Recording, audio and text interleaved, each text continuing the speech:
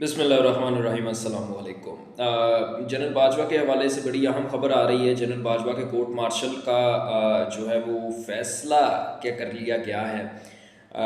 اس کے علاوہ کیونکہ جنرل فیض کا جو ہے وہ کورٹ مارشل اس کا ٹرائل جو ہے وہ مکمل ہو چکا ہے، اب باری ہے ان کو سزا سنائی جانے کی۔ اسی دوران جو ہے وہ جنرل باجوہ کے کورٹ مارشل کی خبریں آنا، یہ کس طرف جو ہے وہ معاملہ لے کے جانا چاہ رہے ہیں۔ مجھے لگتا ہے کہ جنرل فیض حمید صاحب کا معاملہ جو ہے وہ عمران خان کو پھنسانے کے لیے انف نہیں ہے۔ کچھ ایسی چیزیں جو ہیں وہ اس میں سامنے آئی ہیں جو کہ عمران خان کو مطلب زیادہ نہیں پھنسا سکتی ہیں، یا جس میں عمران خان کو زیادہ سزا نہیں ہو سکتی ہے۔ تو اس لیے اب جنرل باجوہ کے معاملے کو بھی اٹھایا جا رہا ہے اور نکالا جا رہا ہے کہ اس میں سے کوئی چیز جو ہے وہ اگر ایسی نکل آئے جس میں خان صاحب کو جو ہے وہ سزا ہو سکے۔ ایک تو یہ چیز ہے، دوسری یہ ہے کہ سہیل افریدی صاحب نے کل اسلام آباد کے اندر، اسلام آباد کے پی ہاؤس کے اندر جو ہے وہ سینئر صحافیوں سے ملاقات کی ہے۔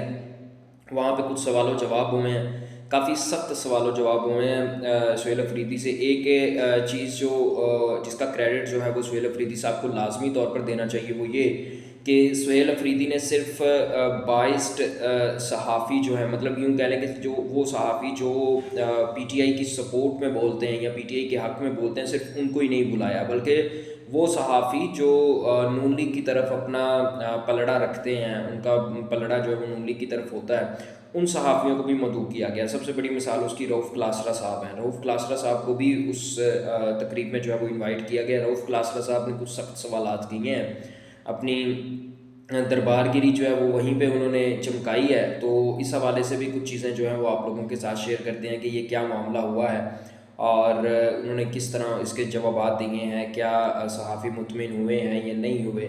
تو یہ ساری چیزیں جو ہیں وہ آپ لوگوں کے ساتھ کچھ اور دیگر سیاسی حالات کے حوالے سے بات کرتے ہیں۔ سیاسی اگر صورتحال کی بات کی جائے تو 27ویں آئینی ترمیم کے بعد جو ہے فی الوقت تو خاموشی ہے، اور جو نظر آ رہا ہے اندر گراؤنڈ کے اوپر جو حقیقت ہے، جو گراؤنڈ ریالٹی ہے، وہ یہی ہے کہ اس وقت تک تمام حلقے، چاہے وہ وکلاء ہوں، ججز ہوں، سیاستدان ہوں، تمام جو ہے وہ اس وقت خاموش ہیں، سمیت پی ٹی آئی کے۔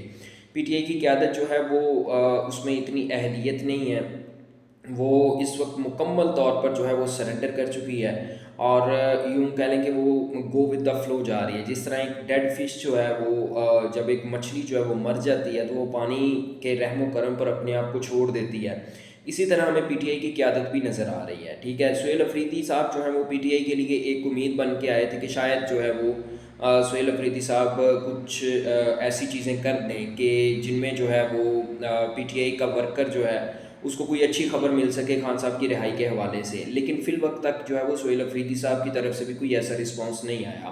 ان سے اس چیز سے متعلق ان سے سوال بھی کیا گیا تھا کل اسلام آباد میں، تو انہوں نے کہا تھا کہ they are totally predictable to me but I am unpredictable to them.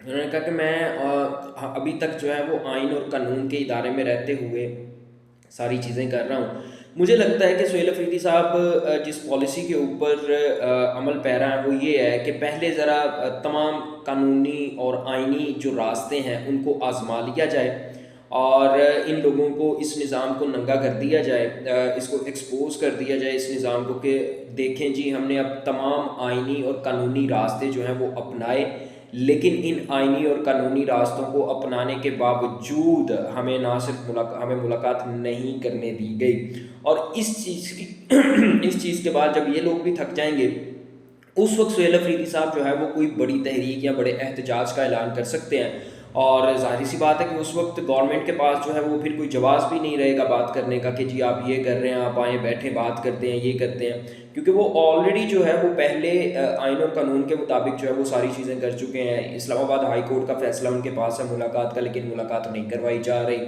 اور اس کے علاوہ وہ بار بار ملاقات کے لیے جاتے ہیں۔ عمران خان کی بہنوں کے اوپر تشدد ہو رہا ہے، تو مطلب ان کے صبر کو جو ہے وہ آزمایا جا رہا ہے۔ میرا خیال ہے کہ اب کی بار جب سہیل افریدی کا صبر ٹوٹے گا تو وہ ایک بڑے احتجاج میں تبدیل ہوگا، اور سہیل افریدی میں یہ صلاحیت موجود ہے کہ وہ اس وقت پی ٹی آئی کے کارکنوں کو، بڑی تعداد میں کارکنوں کو باہر نکال سکتے ہیں، اور عوام ان کی آواز پر لبیک بھی کہے گی، صرف پشاور کی نہیں بلکہ پنجاب اور سندھ کے لوگ جو ہیں وہ بھی سہیل افریدی کو اس وقت پی ٹی آئی کا پر امید چہرہ جو ہے وہ قرار دے رہے ہیں، تو یہ اب ہم نے آنے والے دنوں میں دیکھنا ہے کہ سہیل افریدی کیا حکمت عملی جو ہے وہ اپناتے ہیں، لیکن مجھے یہ لگتا ہے کہ وہ پہلے تو سارے قانونی اور آئینی راستے جو ہیں ان کو اپنانے کے بعد جو ہے وہ بعد میں اپنے ہاتھ میں سند لے لیں گے. دیکھیں میں آئین اور قانون کے پاس گیا تھا، لیکن آپ لوگوں نے آئین اور قانون میں رہتے ہوئے میری بات نہیں سنی، تو میرے پاس صرف احتجاج کا حق بچتا ہے.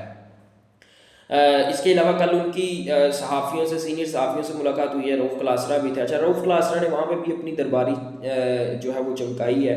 رؤف کلاسرا صاحب نے سہیل افریدی سے سوال کیا کہ جی آپ کہتے ہیں ملاقات نہیں ہوتی. جب آپ وزیر اعلیٰ بنے تھے تو شہباز شریف نے ایک دروازہ کھولا تھا، انہوں نے آپ کو مبارکباد دی تھی، تو میرے خیال میں وہ دروازہ جو ہے وہ کھلا تھا. اس دروازے سے اگر آپ فائدہ اٹھاتے تو معاملات جو ہیں وہ بہتری کی طرف جا سکتے تھے، سیاسی درجہ حرارت کم ہو سکتا تھا. تو اس کے اوپر لیکن آپ نے جو ہے وہ فوراً ود ان منٹ جو ہے وہ آپ کو کال آئی اور آپ نے شہباز شریف صاحب کی بات جو ہے وہ میڈیا کے اوپر بتا دیجیے. شہباز شریف صاحب کا بھی کال آیا ہے، میں نے ان کو بتایا ہے کہ میری ملاقات کروا دے، تو وہ کہتے ہیں کہ میں پوچھ کے بتاتا ہوں. تو اس کے اوپر جو ہے وہ پی ٹی آئی کے لوگوں نے ٹرولنگ کی. تو سہیل افریدی صاحب نے آگے سے بڑا میچورٹی کا جواب دیا. انہوں نے کہا جی بالکل ٹرولنگ ہوئی ہے تو وہ غلط ہوئی ہے. ٹھیک ہے، اب سہیل افریدی نے جان بھی تو چھڑوانی تھی ان لوگوں سے. لیکن آپ ان لوگوں کی ذہنیت کا اندازہ کریں کہ ایک چیف منسٹر جو ہے وہ آپ کے سامنے یہ بات کر رہا ہے کہ جناب میرے پاس عدالت کا آرڈر ہے، میرے پاس عدالت کا فیصلہ ہے، میں آئینی اور قانونی طریقے سے، اگر آپ یہ کہتے ہیں کہ اچھا جی عدالت میں صرف بلڈ ریلیشنز کو ملاقات کی اجازت ہے، لیکن یہ تو عدالت فیصلہ دے رہی ہے کہ جیل کے اندر سہیل افریدی کی ملاقات کروائی جائے، آپ اس کا حکم بھی نہیں مان رہے. ٹھیک ہے، میں اگر وہیں پہ موجود ہوتا رؤف کلاسرا کے سامنے تو میں یقینی طور پر یہ بات رؤف کلاسرا کو بتاتا کہ آپ کو شہباز شریف کی ٹرولنگ ہوتی ہوئی نظر آ رہی ہے، لیکن آپ کو اس ملک کے اندر جو آئین اور قانون کی دھجیاں اڑائی جا رہی ہیں، جو عدالتی فیصلوں کی حرمت ہے وہ پامال کی جا رہی ہے، عدالتی فیصلوں کو نہ مان کے ان کی وقت جو ہے وہ ختم کی جا رہی ہے، وہ آپ کو نظر نہیں آ رہی. ٹھیک ہے، لیکن آپ کو شہباز شریف صاحب کی ٹرولنگ جو ہے وہ ضرور نظر آ گئی ہے. تو مزید کچھ سوالات ہوئے سیکیورٹی کے حوالے سے بھی ہوئے. پھر سہیل افریدی صاحب نے خود ہی ان لوگوں کے سامنے سوال رکھ دیا. انہوں نے کہا جی بتائیں میرے پاس اتنے آپشنس ہیں، مطلب میں نے جتنے بھی قانونی اور آئینی راستے تھے ان تمام کو جو ہے وہ میں نے آزما لیا، میں نے ان کو دیکھ لیا، اب میرے پاس سوائے احتجاج کی کیا رستہ بچتا ہے. تو یہ سارے لوگ خاموش ہو گئے تھے اس چیز کے اوپر. قمر جاوید باجوہ صاحب کے کورٹ مارشل کی بات ہو رہی ہے. منصور علی خان نے جو ہے وہ خواجہ آصف کا انٹرویو کیا ہے، اس کے اندر جو ہے وہ خواجہ آصف صاحب نے کہا ہے کہ 2018 کے معاملات میں جنرل قمر جاوید باجوہ جو ہے وہ انوالو تھا، اور میں سمجھتا ہوں جنرل قمر جاوید باجوہ کا کورٹ مارشل ہونا چاہیے. جس پہ منصور علی خان نے آگے سے کہا کہ جی کس نے کرنا ہے، آپ وزیر دفاع ہیں. تو کہتے ہیں جی میں کہہ تو رہا ہوں. تو آگے سے انہوں نے کہا کہ صرف کہنے سے ہوگا، آپ ایکشن نہیں لے سکتے. کہتے ہیں نہیں جی میں بس کہہ رہا ہوں، میرا یہ ہے، میں مانتا ہوں ان کو یہ کرنا چاہیے. یہ آپ اندازہ کریں کہ ایک وزیر دفاع، defence minister, federal defence minister جو ہے اس کی کتنی طاقت ہے، وہ کتنی اس کے پاس اتھارٹی ہے، کتنا اختیار ہے کہ وہ چاہ رہا ہے کہ ایک شخص کے خلاف جو ہے وہ کورٹ مارشل کرے، لیکن نہیں ہو سکتا. اندر کی خبر یہ ہے کہ قمر جاوید باجوہ صاحب کا کورٹ مارشل نہیں ہو سکتا، کیونکہ اس چیز کے اوپر جو ہے وہ حکومت اور اسٹیبلشمنٹ دونوں کے درمیان انڈرسٹینڈنگ ہے کہ باجوہ صاحب کو کچھ نہیں کہنا. فیض حمید کا ہو رہا ہے، بس اتنا ہی بہت ہے، باجوہ صاحب کو کچھ نہیں کہنا. اب تک کے لیے اتنا ہی. آپ سے ملاقات ہوگی اگلی ویڈیو میں. اللہ حافظ.